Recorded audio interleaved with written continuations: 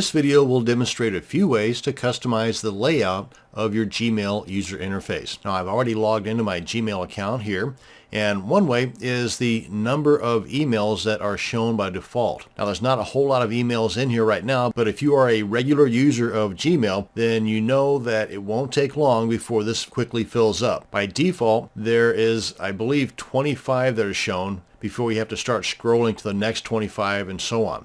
To change that, you come on in here to your settings, which is right here next to the gear icon. Hit that drop down arrow, come on down to settings, and right here, I've got mine set to 50. That might be the default as well, I'm not sure, but you can change that by hitting this drop down arrow, and you can have 10 shown all the way up to 100 shown before you have to start scrolling by hitting that right or left button. Now, while I'm here, another customization you can make is your Hangouts and Chats can be moved over to the right side with the use of a lab. And you would do that by coming up here to labs. Again, once you've gone into your settings area by hitting that drop down arrow next to the gear icon in the top right corner, come on over here to labs, and you can search for the lab if you don't know exactly the name of it, and frankly I don't, but I think it's Chats on Right or something like that.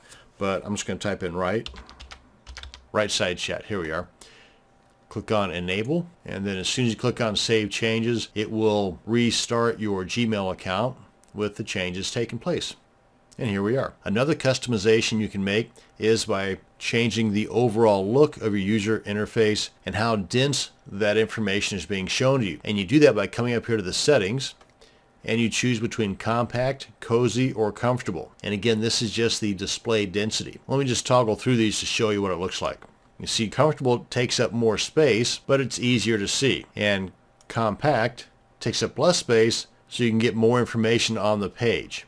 So that's just more of a personal preference than anything else. Another customization is the overall look, the theme, if you will. And you can adjust the theme, again, by coming up here to the settings, clicking on themes, and by default, it's the light color theme. And you can change the color of the theme by these guys right here, or you can use one of these HD themes, and any of these that have the little asterisk in the top right corner are pretty cool because they will also change the look depending upon your physical location and the time of day. For example, if we were to go with this beach scene, right now, as I'm recording this, it's about 10 o'clock in the morning and it's clear skies.